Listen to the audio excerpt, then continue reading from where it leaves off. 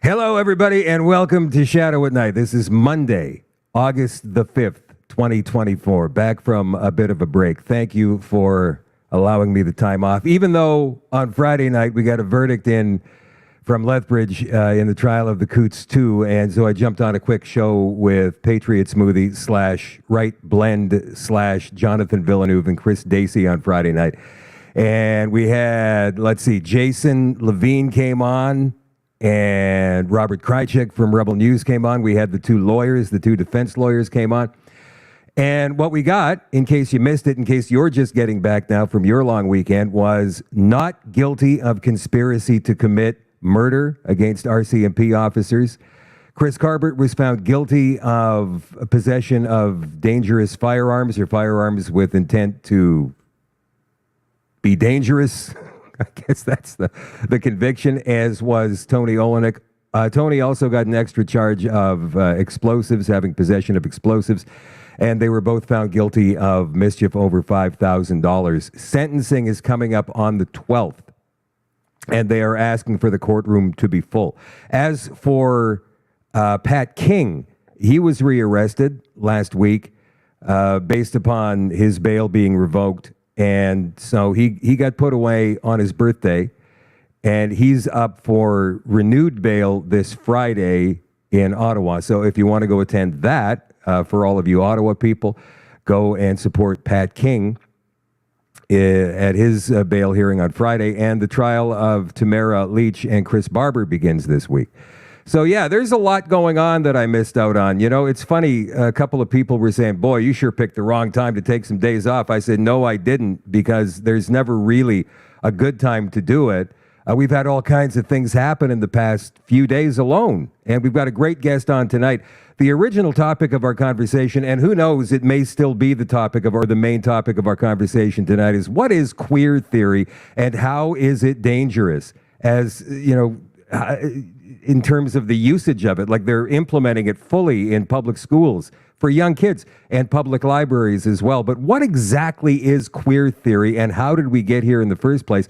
Melanie Bennet is the co-host of a weekly podcast called The Weekly Canadian Gender Wars Show. And she's going to join the show tonight. Also, Melanie is originally from the UK, and with the riots going on over there right now, she's taken, obviously, a vested interest in that. So we're going to talk a little bit about that. We've also got a story out of Winnipeg regarding this 15-minute city plan that is being pushed through with hardly any public consultation at all. The markets, the stock markets around the world are going crazy.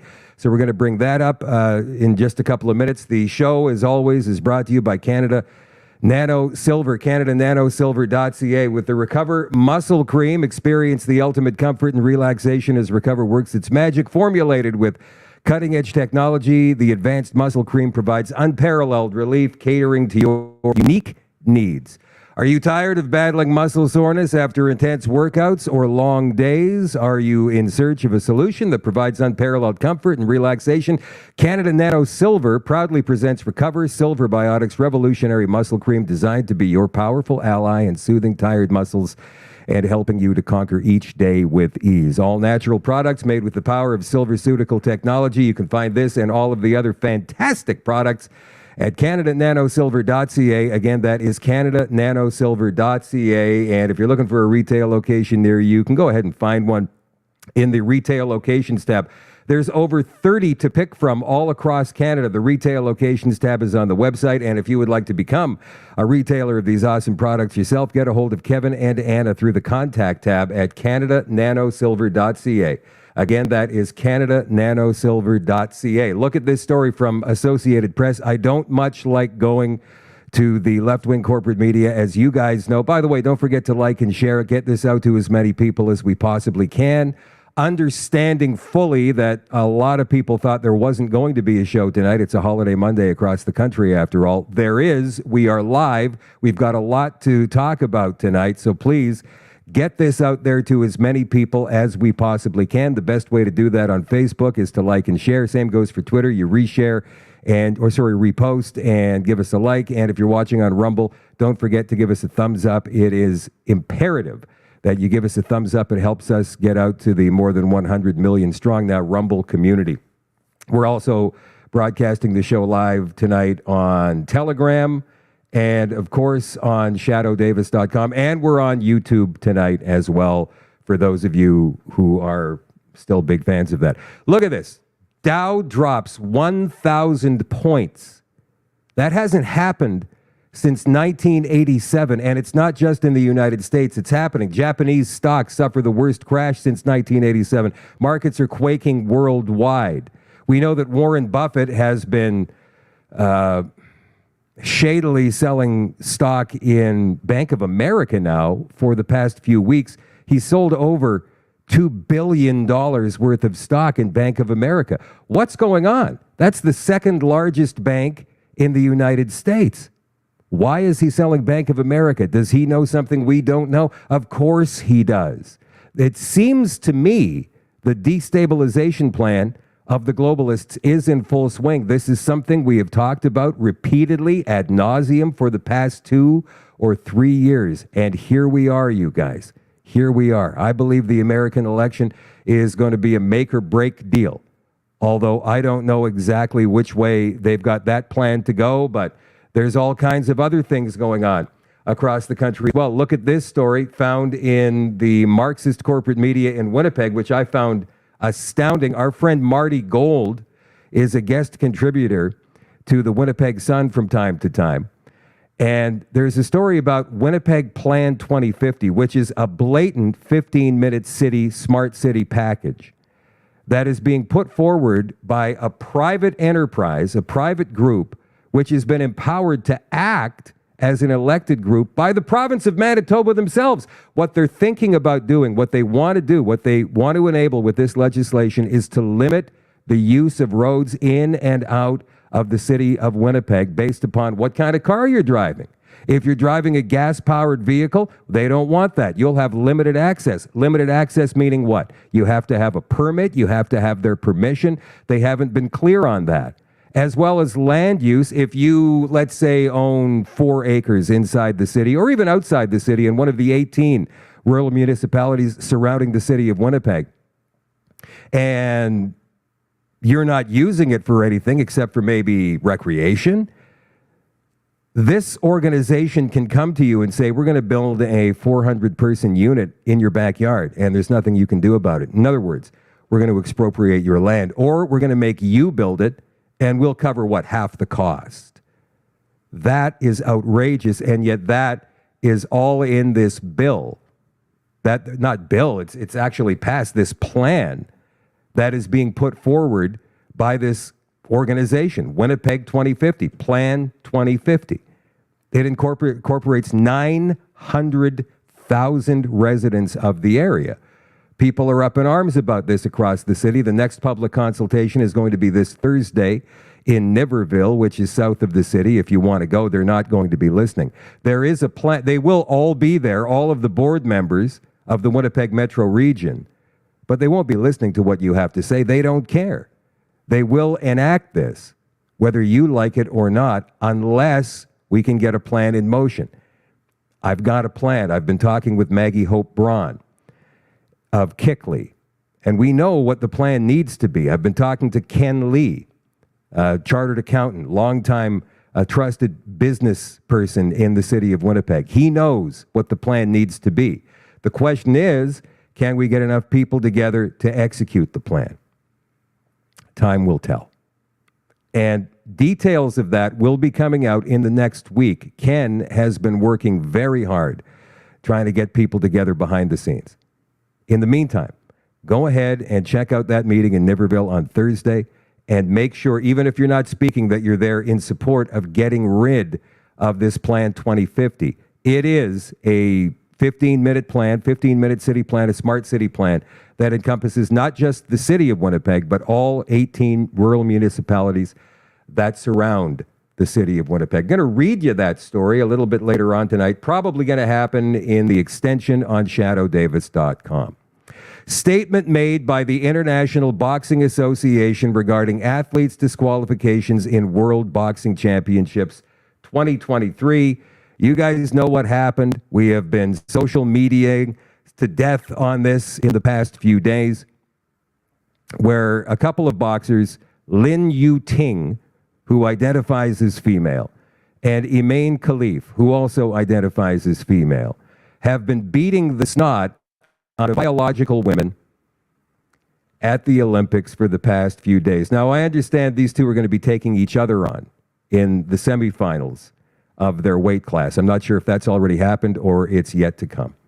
Melanie Bennet is the co-host of the Canadian Gender Wars podcast, the weekly Canadian Gender Wars podcast, and she joins us now. Hello, Melanie. Thank you for coming on the show this evening. Appreciate it. Good evening. How are you? Very good, thank you. So listen, Melanie, I know that the topic of conversation tonight, because we had such a great conversation last week, was going to be about gender queer theory. What is it? How do we get rid of it? How far has it gotten? What are its origins and all of that? And that may still be part of the conversation that we have tonight. But you are originally from the UK. And this is something I wanted to talk about because there's riots happening all over the country, specifically in Birmingham in the north. And there are a lot of riots happening in London as well. I think probably all the major centers across the country. You've been following this, obviously, because it's your home. What have you been able to find out? Well, I don't know that anything is happening in London or all the major cities. I don't think that's what's really going on. In a nutshell, after, I would say in the last 2-3 weeks, there's been an awful lot of rioting. Nothing to do with this particular event, but for example, in a place called Hare Hills in Leeds, so in the north, this is very northern based, there was children of Roma background taken by children's services because there was some abuse going on there. They were taken out of the community, and then the community, which was largely made up of Roma gypsies, and I think it was a Muslim community, they ended up having a riot that burnt the place down to a crisp. The police essentially ran away. They burnt out, I think it was police vehicles. Then there was a military man, a soldier, I think, who was attacked with a knife. And then there was a whole bunch of other things that had happened. A lot of very violent crimes involving people from an immigrant community or ethnic background. And this is already a tension that exists in the UK in general, but especially in the north. And then I think it's about a week ago, Now, when you say, when you say tension, are we talking about racial tension, cultural tension, or like poverty-based tension? All of it? All of the above. It's a very complicated picture. So the media will tell you right now that this is simply racist, far right versus the Muslim community, or it's left versus right, or any narrative that's being sold to you is actually not entirely. It's a simplification of a very complicated, long-standing issue that has been getting worse for a very, very long time. So it's all of the above and none all at the same time.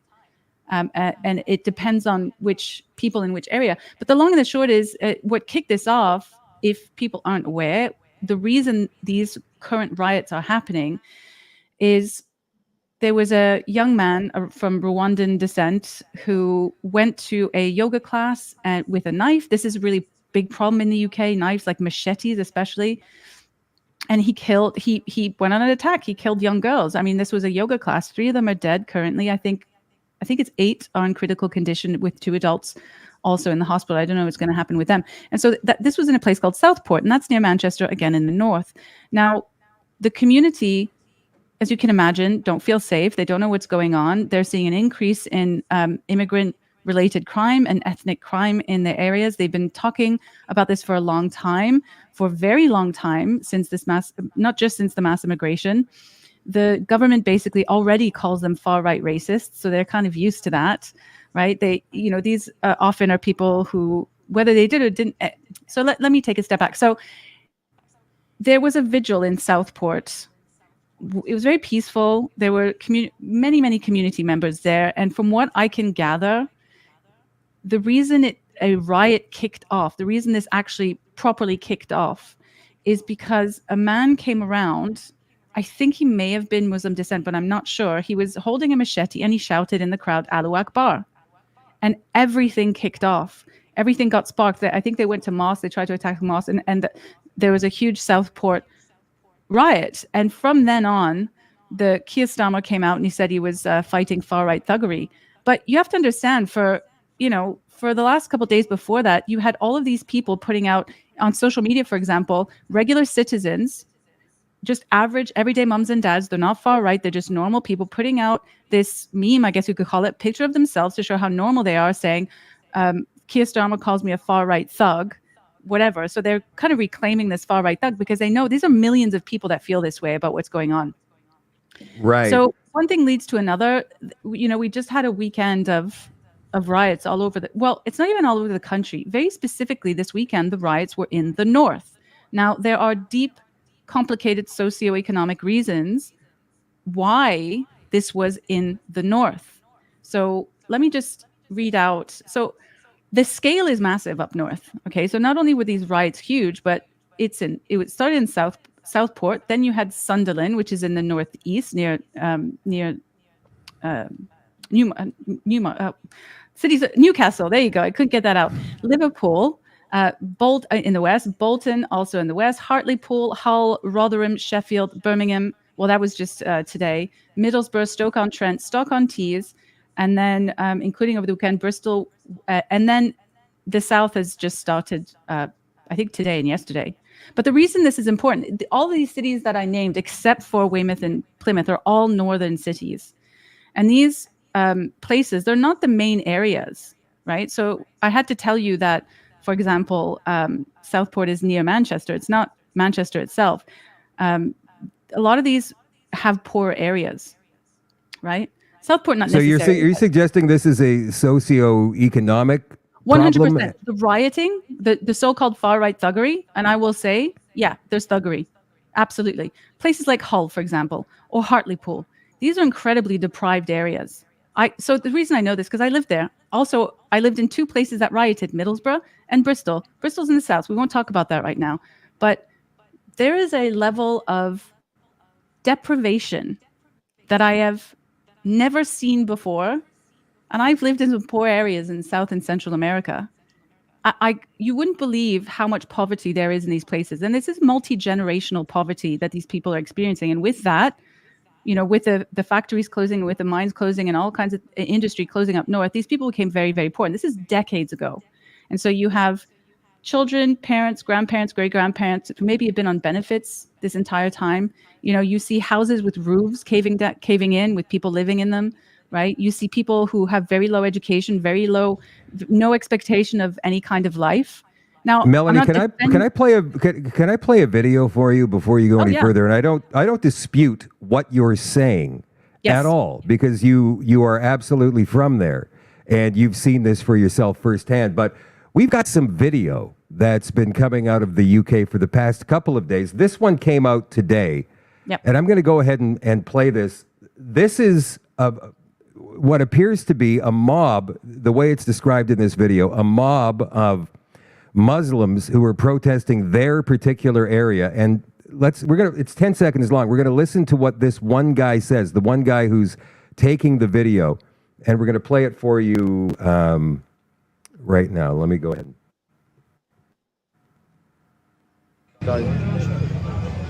Look, the buses are joining in as well, man. Even the buses are joining in, lad. Man's on the buses. We're taking over UK now. Look, the buses are joining in as well, man. Even the buses are joining in, lad. Man's on the buses. We're taking over UK now. That, to me, that is absolutely alarming when you hear we're taking over the UK now. Yeah, I think you're getting ahead of yourself. And that the series of events. I mean, I may be getting ahead of myself, but when you see a video like that coming out of, the impression that we have of the UK over here is staid. It's Brits. They're very polite. But this is the story we that know I'm trying immigration. To tell you. I'm trying to build a story here about the poverty in the north. The reason that this started, in my opinion, in the north the way that it did, and it got so violent and fiery. Like Liverpool was a absolute nightmare what happened in Liverpool. But these young people, what I'm saying is there's a culture, there's an underculture. They're not working class, these people rioted. Probably a lot of them, most of them probably not even right wing. They're probably not political. They're poor. They live a gang life. They live a thug life. Like they have, and they're fed up, and they're seeing. Are you talking about the white people or the or the immigrants? About the white people. I'm not defending them at all. But there's reasons why they rioted. And then up in the north, they saw over decades, while they have no opportunity and nothing, all of these things that get given to all of these immigrants, right? That's what they're seeing. That's what I believe actually kicked this off. Now, that was over the weekend. Birmingham is different. Birmingham is a little bit more south, but it was sort of to be expected because Birmingham has a huge Muslim population. But as you did have the, I guess, young lads, probably young yob lads, we call them scally lads, rioting, that just escalated into a sort of race war, basically. And now you kind of are seeing two factions, right, as the different parts all over the country. And it's being stoked by the Prime Minister, because the Prime Minister, I have never seen, I was in the UK more than 20 years, and I have never seen or heard a Prime Minister speak the way that Keir Starmer has been speaking. He is stoking the tensions. This man understands the socioeconomic factors that I am talking about. He knows this. And yet he chose to do and say things that would absolutely make this worse in every possible way, right? And that's what people are picking up on. They're seeing this race war thing. Oh no, all of it is all of it is part of it, right? Like, even if it comes down to the fact that the kind of class that I'm talking about, the rioters, right? The reason that there's a lot of Brits who don't sympathize with what's going on with the so-called patriots is because these rioters are that underclass that even a native Brit hates. They hate them. There's a huge class divide. So even if you manage to make it out of, let's say, the Middlesbrough ghetto, you also hate people in Middlesbrough because you don't want to be like them anymore, right? They are the underclass of the country, and they have been for a long time. And so there is a huge caste system. I'm sorry to interrupt you. A huge caste system in the UK that maybe people in Canada don't quite understand. Yes, and it's very much up north. I mean, it sort of exists a bit in the south in places, but it's a very northern type of thing. And that's why the north has really kicked all of this off. Now, the surprising thing to me that I saw yesterday and today is that Weymouth and Plymouth, they're two seaside southern towns, have also started to kick off. Now, they're on the poor side too, so I think that has a lot to do with it. So, it seems to me like this is spreading across the country, inflamed by the Prime Minister at every single state. Not just the Prime Minister, the Home Secretary, I've seen MP after MP after MP talk about far-right thuggery. And you have the press at the minute, which appears to be running cover for. So you were talking about Birmingham today. In Birmingham, now we're starting to see the so-called, what people have been calling the Muslim Defense League, because this whole time they talk about the EDL organizing all of this. The EDL, the English Defense League, does not exist. So people have started calling this group of Muslims, in gangs attacking people, the Muslim Defense League, but whatever. So Melanie, we could talk about the socioeconomic issues of the UK all night long, and it's a very fascinating topic. But it sounds to me, and I want you guys, you've got to listen to Melanie's story. It is an amazing story, how she came to be in Canada, how she has learned so much about queer theory and that ideology and all of that has become so embedded in our public systems, not just in Canada, but all across the world. And how you came from being like, what did you call yourself on your Twitter? It's like you're an ex-left. What is the word you? Yes, a left UG. You've got no political home right now, really. But you were definitely not part of that movement, at least not any longer. Can you give us a history of yourself? I find this story to be, we talked about this the other day, guys, in case you don't know, I want you to know. Melanie and I talked about this the other day on the phone. I found her story so incredibly interesting. Could you please give us some of that, Melanie? I don't know where you want me to start. Well, let's start from the time that you arrived in Canada and what your life was like before you left the UK in terms of your family and your friends and your ideology, and then how it started to change.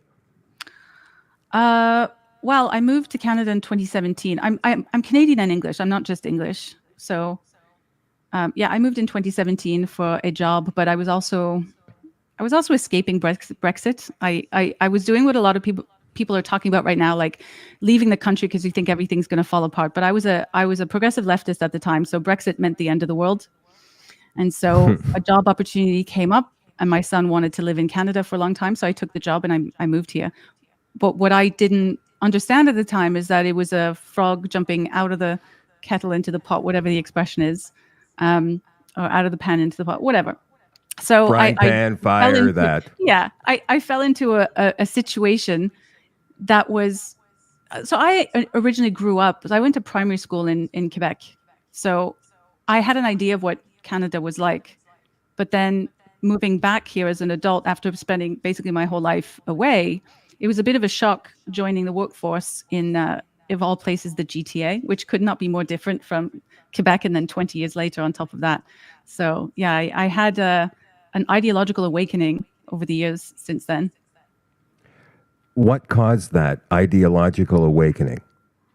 I mean, as you say, you're a former progressive, right? And when we use the word liberal, we talked about this the other day on the phone too. I mean, the word liberal is supposed to mean somebody who listens to all sides of a debate and then comes to his or her own conclusion about it. That wasn't you? Not me then. Somebody else? All right. But no, I mean, you're liberal. I'm that now. Yeah, you're right. So, when we today use that expression liberal, we mean that it's from the far left Marxist progressive cult, but it's not. They're not liberals. Not at all. You came from that ideology. Can you tell us what it's like living that life? To be a progressive? Yeah. What you mean? How do you view people in many respects, who are it's actual like liberals? Well, tell us. So I was my education is in STEM.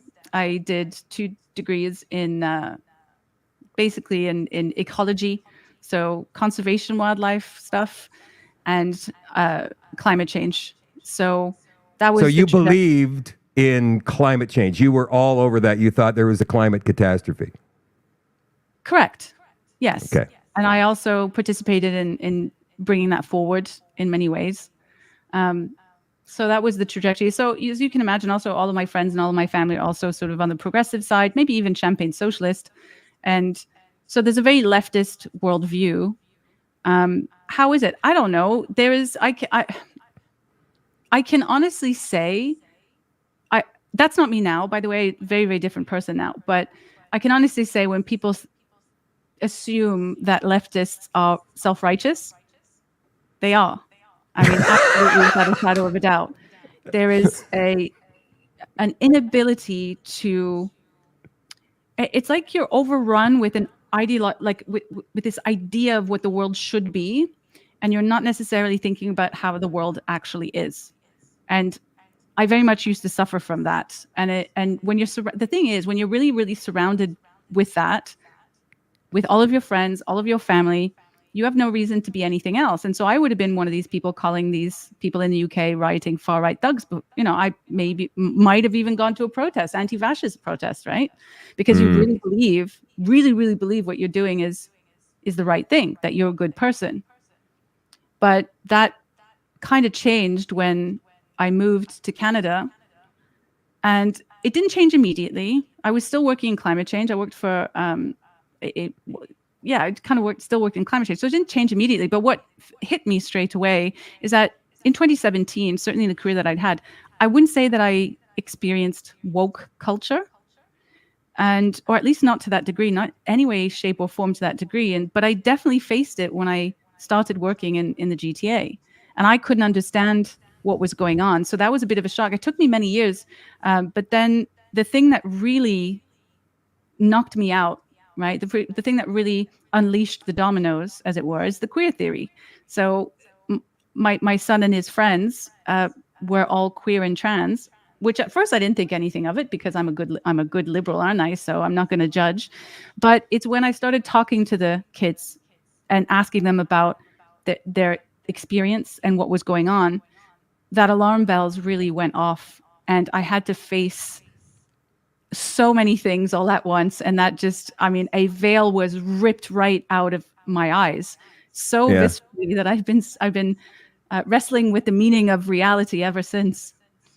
Yeah, it's interesting. I've had conversations like this in the past where people say they had that moment where it's just like, what have I been doing? How have I been thinking this way? And it's almost like that movie Doctor Strange where he starts seeing out of his third eye or he gets kicked out. And it's like, whoa, you're almost like falling or something. It's that, stirring a feeling.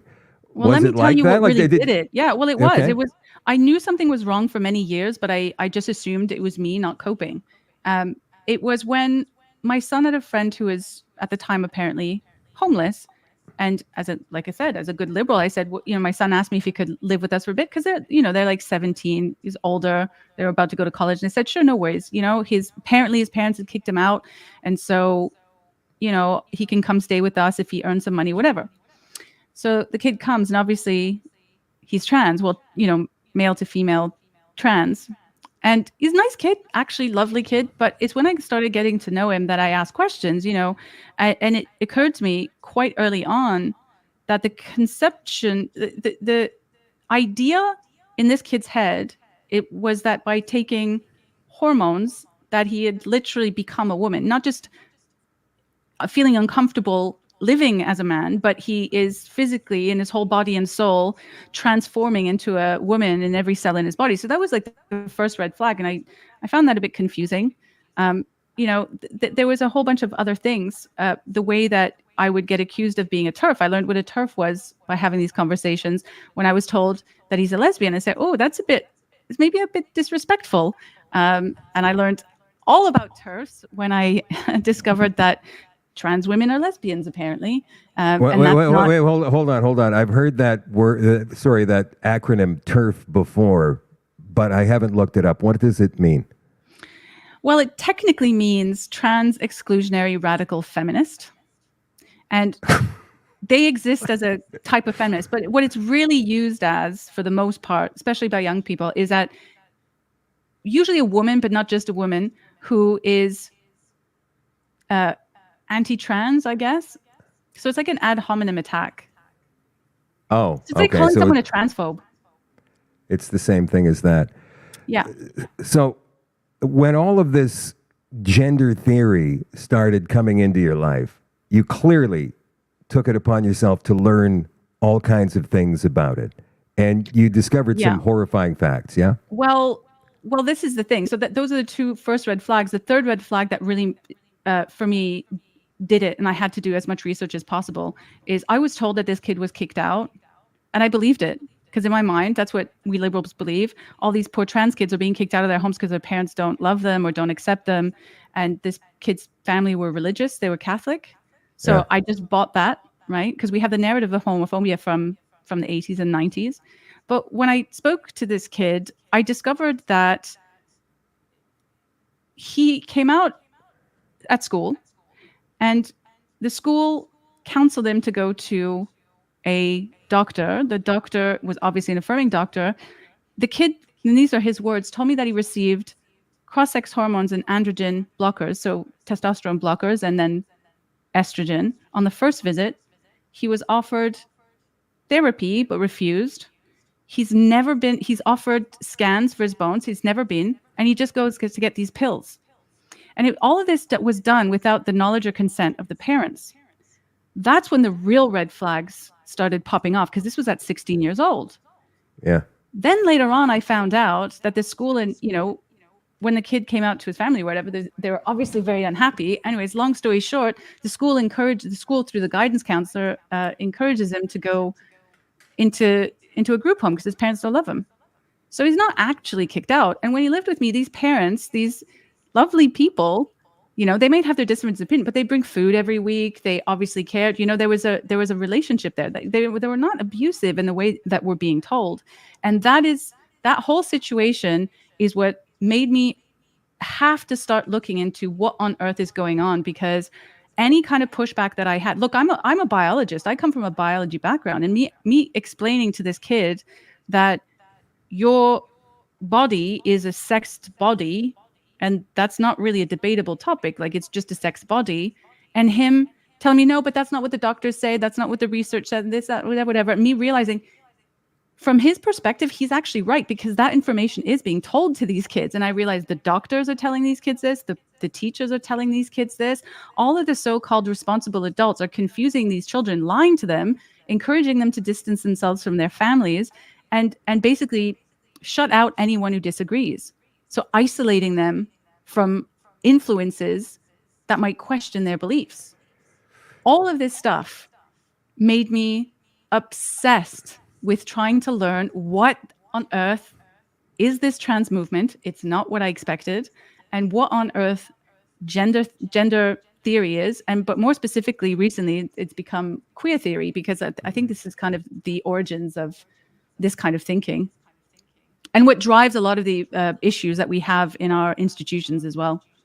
Marxism. So did you, in the last few days, because I know that you are from the UK and you've been following all of the rioting and whatnot that's been going on over there, but I'm certain that you saw something about this one boxer. Actually, there's two boxers over there at the Olympics in France. One's called Imane Khalif, who is got XY chromosomes, apparently. And then the other one, same thing, Ling Yu Ting. We have had them defeat all of these women. There has been this narrative, this overriding narrative, that it's been men beating up women violently in front of the world, and the world has been encouraging it. And then some people who, I mean, this has been crazy on social media for the past couple of days, where you've been hearing, well, she's got some kind of a Swires syndrome or something like that. She was born a girl. She has all female body parts, but somehow has got XY chromosomes. I mean, you're a biologist. I'm not sure if you've kept up on all of this stuff, but I'm not very familiar with the case of Lin Yu Ting yet, except to say that every female, every woman that's actually boxed this person says that's a man, and the same goes with Imane Khalif. What are your thoughts on this? I mean, the IBA, the International Boxing Association, banned both of these boxers just last year for having ridiculously high levels of hormone in their systems. Yeah, I haven't followed the second one, but I've sort of half followed Imane Khalif, because I was absolutely shocked by the fact that they let this happen. We humans do experience disorders of sexual development, and often this is used by ideologues, and they call this intersex. Intersex makes you think that someone's maybe in between sex, and so they're both at once. This idea of hermaphrodite, but that's incredibly rare. So disorders of sexual development are genetic abnormalities. They affect your sexual development, but you're still male and you're still female. But what can happen, and I think what's happened in the case of Imane Khalif, I can't remember the name of this one, but at birth the genitals appear female, and I think they sometimes have internal testes, but over time, with development, by puberty, then you can tell it's the person is male, because then you get a growth of penis, right? Yeah. So the person is male, they have male testosterone, but there's an abnormality in the genitalia where as a child they appear female. And I know that this particular disorder is one that is sought after specifically in the sporting world. And I believe many years ago there was a runner on, I can't remember which country's team. It's a black, I think possibly African American. I'm not sure, but they're sought out for this particular condition because you can sort of claim that they're female, right? But they have all the advantages of being male. When you say rare, though, I mean, you said that's incredibly rare. I mean, how rare are we talking about? Like a four-leaf clover? DSD?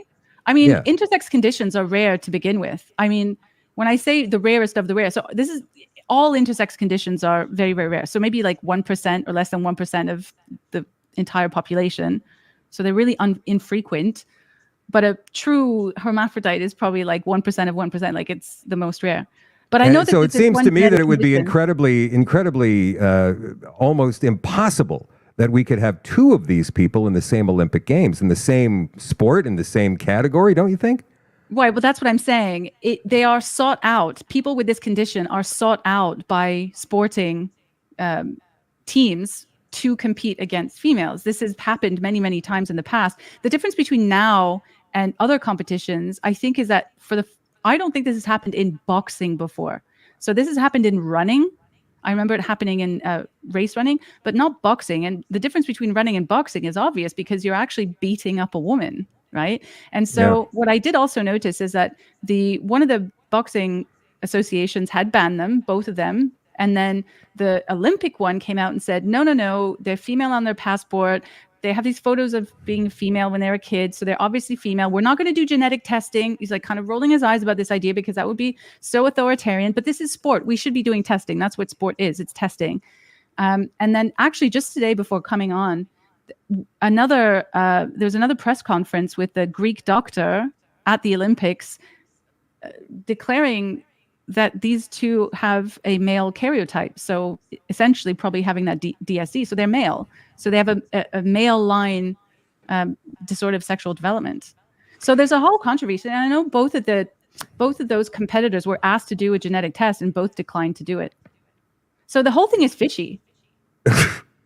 And in the meantime, there's women getting beaten to a pulp in front of the entire world. And the Olympics does not do a thing.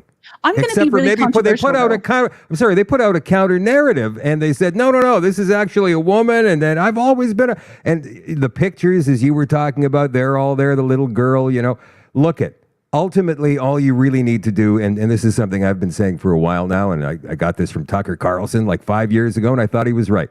Trust your gut. Look at this person. I mean, yeah, you can tell they're male.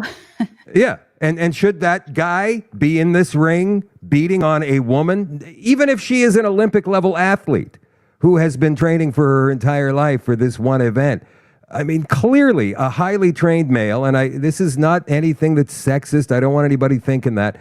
But the most highly trained males in the world are always going to be able to defeat the most highly trained females in the world just because of biology. That's all it is. Men are faster, stronger. That's it. Yes. I'm going to share a controversial perspective on this because my initial reaction when all of this happened, look, men should not be fighting women in the ring.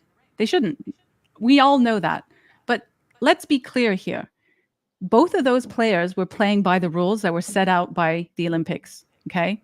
Now, I thought it would have been such a powerful move if because he's supposed to fight another one. I don't know if he's going to fight them now, but I wanted to see the Italian boxer refuse to fight this guy, make a show and dance of it on the ring. Right. Yeah.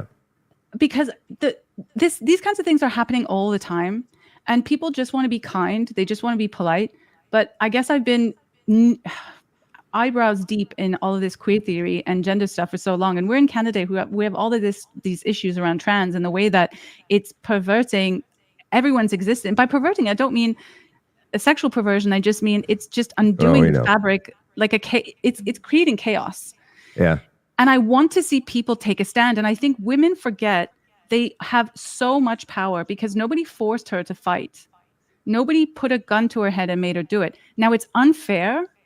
It's so unfair to have to train your whole life, get to the Olympics to face this situation. But the power that she had to say no and take a stand, I think she would have been remembered, historically, if she had done that. And she didn't. And this is what happens over and over again, is that women cry that things are unfair.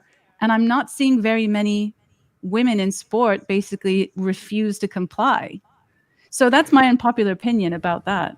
No, it's not. I don't think it's unpopular at all. I believe that it's a very good point, and I've wrestled with that as well. I really don't know if it would have been more effective for her to sit it out or to actually, because it hadn't been showcased, right? I mean, I think what's happened here is probably a good thing for the world.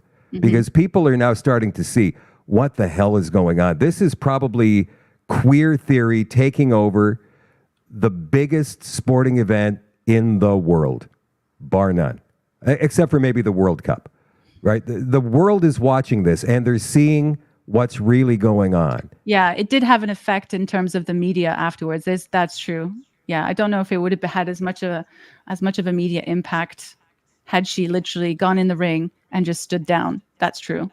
And the media is playing along with it. I mean, they've unleashed an army of gender ideology bots on all forms of social media. I mean, I've had to seriously block out 250 in the last 2 days, 250 auto AI bots from taking over my feeds. Why is this so important to them, do you think? Well, because you have to make it legitimate, right? We all know what a man and a woman is. But we know it's not, Melanie. We know it's not legitimate. But and so that's why they have to double down, because we all know it's not legitimate. Look, this is my interpretation. A lot of people are going to talk about all this big billionaire money, and that could be the case. Sure, that could be the case. I don't know the origins of this. There could be an agenda, whatever. But most people are not following it. Most people are not following it or doing this stuff because some Pritzker has billions of dollars, right? Even though there's an influence there. Most people are doing it because they believe in it. They need to run cover for the narrative. Why? Well, it's such an unbelievable lie. And if you really believe, like, it's almost a religious belief that we can just transcend our biology and become whatever we want. It's such a nonsensical belief that you have to do everything that you can to convince other people. And this has infected the media, it's infected the law, it's infected education, right? As like the most marginalized people that must be upheld, and we must encourage people to just be their authentic selves. So you have to, big lies need big cover up. It's not even a cover up. It's just, I think people just need to convince themselves that it's true. And because they have to convince themselves that it's true, they have to convince other people that it's true. But you see, that's extremism. Yes. Right there and 100%. then. And that's the area that the area of ideology that you came from before you had your awakening a few years ago. What I find one of the things that I find interesting about you is that even now, with all of this stuff that's unfolding, you still haven't completely left that ideology. Not totally, right? It's still some remnants in there because, as you just pointed out, well, who knows if there's big money behind this? We know there's big money behind this. This is an agenda. Let me clarify. What I mean by that is that I do not. One of the things that I've learned to really do is to do my own research. Mm-hmm. So I'm aware of these things, but I have not spent the time to go look into it for myself. That's why I say that, right? Okay. Because I cannot speak confidently about things that I have not verified for myself. That's where I'm coming from. I'm not discounting that these things exist. I know for a fact that there is these billionaires called Pritzkers who have largely funded the University of Victoria. It's called the transgender chair in transgender studies, with billions and billions of dollars. The person that runs it is a female to male trans person who is a little bit crazy, but I didn't say that. And they are the source of this Soji stuff in BC. And the Soji, I think, is what kicked off all of this gender ideology in schools in Canada. Now, they are true believers in this idea of liberating us all from our disgusting material selves, right? It's steeped in this idea that whatever you want to exist. Whatever you want to believe, you believe. Trans people, have existed throughout history. They're the ones who are changing the history books. So this is something that I'm confident in. I understand where that money is coming from, but I can't speak about things that I don't know. I understand completely, but how does Marxism play a role in gender ideology, or is it Marxism just under the veil of another name? Well, there's a couple things. So what I think, this idea that we have a gendered soul is a postmodernist idea, and postmodernism that comes from that is that we all have like our own way of understanding. So there's many knowledges, right? You can have indigenous sacred knowledge, you can have scientific knowledge. There's all these different knowledges that are equally valid, and queer is just one form of knowledge, right? So this idea that you can sort of become any sex is just one way of understanding the world, and it's just as valid as all these other understandings of the world. And when it becomes a little bit more on the Marxist side, is that you add on this layer of an oppressor victimization dynamic. So, okay, we have all these knowledges and we have all these identities. Well, some of them are going to be oppressed by others, right? And so the queer Black woman is going to be more oppressed than the cis white man.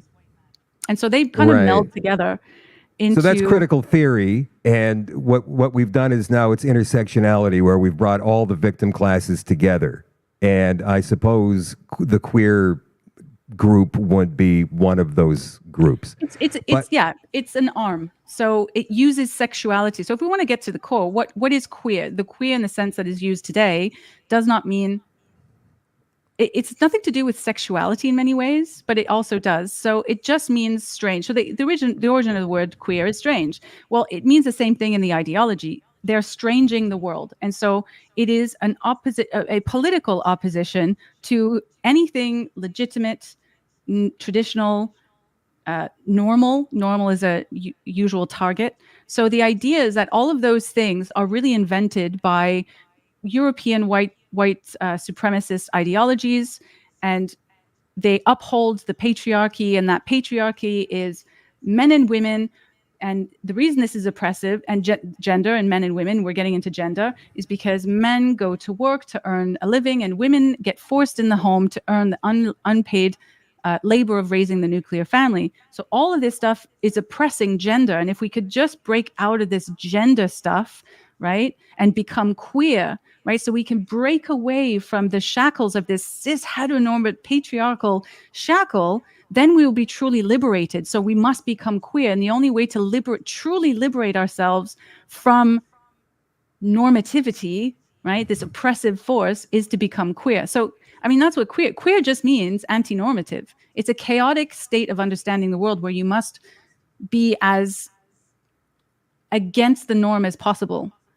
Now, the reason it originated, I believe, in LGBT circles is not because it's anything to do with being gay. It's because society in the past viewed being gay as a transgression.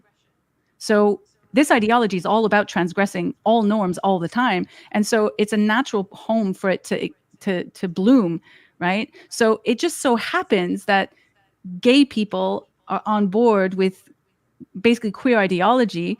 But well, not all of them. I mean, we can't say that. There's a distinction. A lot of gay people are, because they believe it's one and the same, but it's not. Right? Like you say, a lot of gay people are not on board with queer because they understand what it is and they don't like it, because queer in and of itself can be very, very oppositional, very hostile to being homosexual. There's a whole word for it in queer theory. It's called homonormativity. It is also an oppressive force, right? Because it is a normative. So homonormativity is your everyday person who happens to be gay, living their best life, whatever, doing their own thing. That kind of person who's just living their own life, fitting into society, is a homonormative person. Normativity is the enemy. So queer is actually quite hostile to anyone who is normative. So there's a bit of complexity in there, but it's it's so nothing to do with sexuality. How did they horn in then on the LGB movement? Because it's clearly different. Because it used to be a transgression. Over time, it's just, I think the gay rights movement always had a queer element in it, but they were fighting for equal rights. And I think that was really on the forefront. And although the queer stuff was in the background, it wasn't really prominent. And so as soon as gay rights were won, I think a lot of the more normative gays, if you were, kind of just took a step back and did whatever it is that they were doing. And then the queer kind of took over, and now it's become all queer all the time. And if you're gay and you denounce queer, well, these are some of the most attacked people, because they're heretics. They're heretics, right? Yeah. So how is it then that this ideology has permeated its way through society to the point where we've got governments, we've got large corporations, we've got non-governmental agencies, all of these entities, these very large, powerful, influential entities, even Hollywood, right? They are all on board with this, and they're helping to get this ideology pushed in public schools, public libraries. How has that happened? I mean, if they are completely against the norm, if queer theory is completely against the norm, then why are they allowing this into the norm? Well, look, it's being sold as be kind. It's being sold as the poor, marginalized person. It's being sold as something different than what it actually is. If you ask most people who call themselves queer, they'll tell you, oh, they're just like, not heterosexual or something. Because the reason I'm telling you this stuff, because I read the literature. So I've read the foundational books. I read, especially in education, I'll read the pedagogy, so the theory of teaching, right, and how queering pedagogy exists in Canada. And what I'm seeing is that what these people, I guess the people kind of pushing this ideology, what they're saying about their own ideas, and then what it becomes, for example, in a school policy, they're very, very different messages, right? So they know these are so the ideologues know what they're pushing, this anti-normativity, but they frame it in a way that is much more palatable to a more liberal audience who's not as extreme. And I think over time, and it's probably happened in the corporate environment as well, this social justice, wanting to be on the side of history and, ESG scores, which I know is a factor, but I don't know as much about. I think there's a lot of factors in play for different areas. But what the theory is and what it's sold as are often they're very different. And this is how they've managed to worm it into normal society, excuse me, into public education and into the public libraries. And maybe they've used a little bit of cry bully tactics as well. If anybody objects, they get called names, right? Yes. That is, without a shadow of a doubt, something has changed over the last few years. And because queering the education system, I see it in the literature as early as the mid 2000s, but I don't really see that popping up in education until more recently, or not in as big a way. And there's been some changes over the years, and I think part of that is these bills C4 and C16, so the gender identity bill and the conversion therapy bill, and I think that opens the door for all these human rights reasons for putting this in the classroom. You see the human rights excuse all the time, like you must do all of this because of human rights, even though in the human rights laws, it doesn't say you have to teach this in school. It says you have to respect the identity, but that's often being used as a reason to do this. But then you have the other coin. Well, okay, so but why did it end up there? Why did they put it there? Well, then you have the unions. So the unions are you want Marxists? The unions are Marxists. They are absolutely on the front line of crazy town ideology. These are 100% communists, and they're pushing this stuff for schools to do it, right? Fred Hahn is a great example of that. The union leader of CUPE in Ontario. This guy is probably the biggest freaking queer theory Marxists that I have ever seen. And he keeps moving up in that organization, which is frightening to me. Yeah, he's not in education, but there a lot of them are like that. I think especially at all levels, to be fair.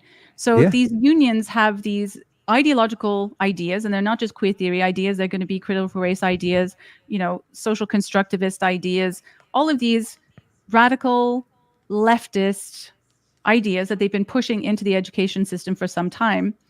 And then you have the activist teachers. So not all teachers are doing this. We know that. Some schools are worse at doing it than others. But more and more, with the younger generation of teachers coming into the classroom, you have an increasing amount of activist teachers. So another link to this is not just the unions, but it's also teacher college. So teacher college has become my opinion, a festering pool of Marxist ideology as well. Teachers are no longer taught what used to be called developmentally appropriate practice. Now, developmentally appropriate practice is what it sounds like: teaching kids subjects at an appropriate time in their development. And that's what you and I probably experience for the most part in our education. But that's not how teachers are taught now. Teachers are taught essentially Marxist theory from a man called Paulo Freire, which you may or may not be aware of. And it's all about critical consciousness, how to awaken students, right, out of their oppressor state and awaken them on the side of the oppressed, in a nutshell. So it's a process of educating, but whilst liberating them on the side of the oppressed. He calls it the dialogical model, where there's you find ways of bringing it up, and you find opportunities to sort of bring up social justice topics, basically. So teachers are taught in this way. They believe that critical theory is the best way to teach. That is the method. I don't think they're taught any other methods, as far as I can tell. Melanie, So- if they believe so much, I'm sorry to interrupt you, but if they Yeah. believe so much in this particular theory that it should be in schools and it should be in libraries and little kids need to learn this, why so much stealth? Why is it that they're so proud of this? Why is it that they have to call it by different names in every single province in this country? Yeah, you're right. Do you remember even like a year ago, 2 years ago, if people said critical theory, and people like, that's not in school. It's not in school. We don't have critical theory in school. Do you remember that argument? Right. Absolutely. Okay. That's why I'm asking, right? Like, so, I mean, what have you got? You got a book or something? This is a thesis that I've been reading. Okay. This is a master's thesis from this brilliant man that I've gotten to know called Stephen Reish. Stephen Reish got fed up with some of this talk that we just described, and he was a lawyer, and he decided to go to OISE, which is the Ontario Institute for Studies in Education, to write his thesis in his middle age. And let me just give you the title of this thesis, and I cannot believe that this got passed at OISE. It says, "Does Ontario's Ministry of Education promote critical theory in K-12 education?" The resounding answer in this is yes. So this thesis proves all of the critical theory in the education, and he did that because he was fed up of hearing people say there's no critical theory in school. But you know what else is funny too is if you say if we go on a regular mainline show on City TV or whatever, and you say critical theory, right? People are going to go, "What's that? I don't know what that is. What's woke? I don't know what that." I mean, so that's where the failing of the media comes into this. But here's the other thing. Here in Manitoba, I know a group of very concerned mothers who have been trying to track down who is responsible for these ridiculous books that have been appearing in school libraries, public libraries, and schools in general for the past few years. And they keep getting the runaround. Well, it's not at the school board level. We're not the ones who are doing this. They take it to the school board. They show them the books. They show them the pictures in these books, and the school board members are completely shocked. They have no idea that these books are in the schools. Further to that, when they say, we've got to get them out, all of a sudden, these school board members become cowards, and they won't stand up anymore. Their initial reaction is to do that, but then the next day, we see a remarkable turnaround. And there is absolutely no way to get to the bottom of who is responsible for getting these books into schools. Nobody wants to be where the buck stops. Have you experienced that as well in some of the research you've done? I don't participate in that, but I do have, I guess you could say, colleagues in this fight who definitely work on the books issue. And it can be, I think a lot of this will depend on the different regions. I've heard of people having some serious runarounds too. It's the same sort of thing here. We've had both the Durham District School Board in Ontario and I think it's the Waterloo District School Board in Ontario that are currently, parents there have been engaging in a pushback over these books for the last probably about more than 2 years now. Yeah. And it's a long haul. Like, if you want to get involved in the pushback against books, it's going to be a long haul. I know that out west, Pierre Bonds has had some success basically just shaming people and getting books out the library. That's worked for him. That's not really worked for the people here in Ontario. Now, what they've done is that they have used the system to go through the complaints process. And it has been long and tedious, and they keep at it. But it involves things like FOIs, attending board meetings. It involves looking at the policies and seeing like how you can hold people to account in different areas. They've been some successes, some less successes. Like, it's a long run because they have found ways, like giving you the runaround, of completely disregarding these complaints. I mean, at the minute, I'm aware that one of the parents in one of those areas, I don't want to give too many details, has started going to the police and showing the police these books and saying, this is sexual content, and these trustees are giving us this runaround, and I don't know what's going to happen with that situation. So watch this space in Ontario.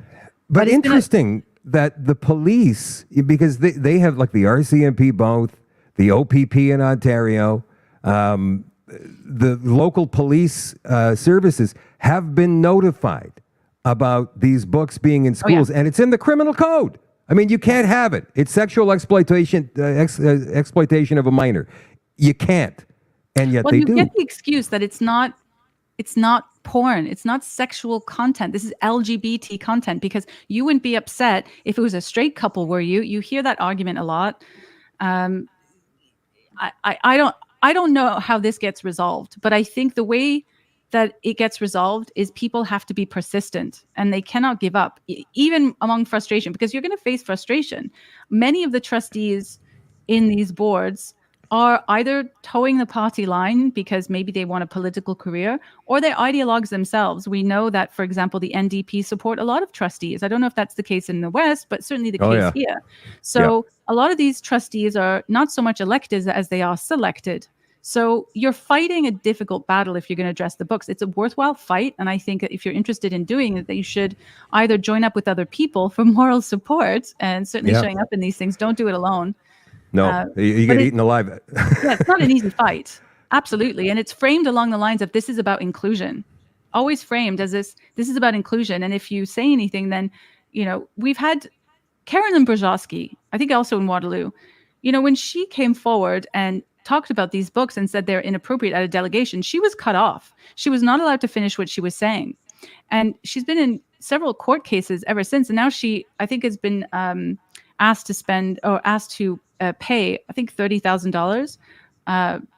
The whole thing is absolutely crazy. There was one trustee that supported her throughout this, and he's embroiled in a legal case as well. So they will go after you legally. It's not an easy fight to have. However, the upside to that is there's a lot of documentation that has been accumulating over the years from a lot of different actions from people across the country. And this is going to change eventually. It's not going to keep going forever. The tide is going to break. And when the tide breaks in one place, there is so much overwhelming evidence in so many places of so much corruption and people supporting this stuff that it's going to crumble. So it's important to, even if you don't win immediately, it's important to keep going, because what we're doing is we're putting information on the record, even if you don't get heard. So if you go to a delegation, for example, the amount of times people have gone to delegations knowing that the board could not care less, they're just not listening, but they're not doing it. Well, they would like the board to listen. I mean, that's obvious. But the point is also to have it on the record so that when this turns around, those people are not going to have anything to hide behind. What's frustrating for a lot of people, and I guess for myself as well, I'm not an activist. I'm more of just a independent journalist, reporter, commenter. But when you see, people going out and, attending these school board meetings, and the way they're turned away, and then the police turn up, and it seems as though the police are taking the side of the school board members. You see these parents who are taking their children to these drag queen story hours happily, like they want to get in because they think there's not going to be any more seats left. You see that kind of behavior, and you've been in this fight for a couple of years, and you just go, man, like, how are these people so brainwashed by all of this?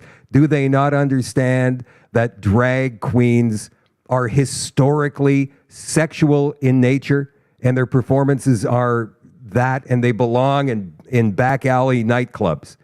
I don't think they do understand that. It's amazing to me that they don't understand that. And so you see this prevalence of these parents, like 30-somethings, let's just say maybe mid-30s, bringing their little kids, 3 and 4 years old, to see a man wearing prosthetic boobs, wearing a dress, hanging his ass and whatever else out there, and saying like filthy sexual stuff. And they're cheering. And that's probably the biggest part of this fight that demoralizes a lot of people. My interpretation of that, because that's a very North American thing, I think even if I was still, I guess, I was never really woke, but if I was still progressive, I guess I probably would have think that was a bit weird. I think this is a very North American thing, but it seems to me that the progressives really want to prove how progressive they really are. And somehow the whole drag queen thing shows them how progressive they are. And I think there's another part of that. And this is, again, just my speculation, but I grew up very involved with the gay community, right? Like I I I just hung out with that a lot. And so I never felt like I had to signal something. But I think a lot of these people, a lot of these progressive women, especially with their kids, almost like want to be part of something gay, and this is their way to be cool and gay, if that makes sense. There seems to be like a coolness about the culture. And I think there's an attraction. I mean, that's just my interpretation. Obviously, that's not really something that I would want to take my child to. I think I don't know that we could ban other people doing that with their own children, but we can certainly say this is not appropriate in school if we're all paying, for public school. I don't think that there's any place in school, but I think there has been a little bit of that in school, but I think in Canada, if I'm going to be really honest, the stuff that I've seen surrounding school and drag has been fairly tame. I think some of the more egregious stuff is not drag. I think the drag here tends to be in the libraries, at least out in the East. I don't know what is out West, but I've not, I think a lot of the stuff that you're talking about, I've seen in the US. Yeah. And, I mean, it could be that it's tame up here, but who's to say that it's not going to be inappropriate? Yes. Completely inappropriate. And everybody's line is different, but let's just say it's tame today. But what about next week? I mean, that's the thing about this group is that they keep pushing and pushing, and they want your kids. Let me give you another perspective. So in the US, you see a lot more this sexualized drag with kids. In Canada, it's tamer, but it's because I think it has a different purpose. It's more about queer. Okay, so less about drag and more about queer. And so, for example, drag queens who will be going into schools, although they're not as sexualized, you still have a very strong element of not being able to tell if it's a man or woman, or transgressing this idea of gender, right? And it's basically a preparatory introduction to living queerly, as one paper says from this man Harper Keenan in BC, a preparatory introduction to living queerly. And so it's getting children accustomed to the idea of being able to make up gender and play with gender, and it's colorful and it's fun, and don't you want to do it too? It's kind of got that vibe to it, and I think it's much more about it's a gender promotion, because in gender theory, right, there's a saying that drag is basically all gender is drag. So it's no surprise that you have drag being used to sort of express the idea of being able to transgress gender. It's just a bit different. It's ridiculous. As far as I'm concerned, it's absolutely ridiculous. But Mel, we're going to have to stop here for now, but I would love to have you come back and explain more about this, because I get the feeling that we're only just scratching the surface here with all of this stuff. Yeah. And I know that you are... I'll come more prepared next time. I think I was a little bit unprepared today because of all the events in the UK. Well, I know. I mean, that's back home for you. You spend a very long part of your life over there in the UK, and naturally you'd be interested in that. But definitely, and that's something we could talk about too, but definitely we need to learn more about this, because the more you know, the better equipped you will be to fight back against it. Thank you, Melanie, for coming on tonight. We really appreciate that. How can we find you, by the way, on social media? Are you on there posting educational things for people? Yes. One of the things that I do is I spend time trying to find either trainings or lectures or some video on YouTube from Canadian pedagogues or from Canadian academics talking about queer theory. But I'm very focused on education, so how this presents in education. So I have a lot of that on my Twitter.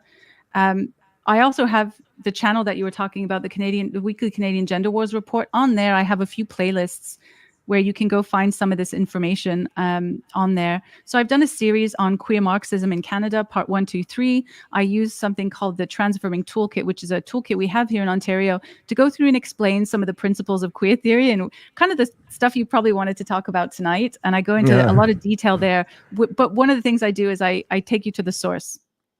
And I'm on Twitter. My handle is FinkleDusty, FinkleDusty. That is my name. FinkleDusty. All right, FinkleDusty. We'll talk to you again soon. Thank you for coming on tonight, Melanie. We really appreciate you taking the time. Thank you. All right. Bye for now.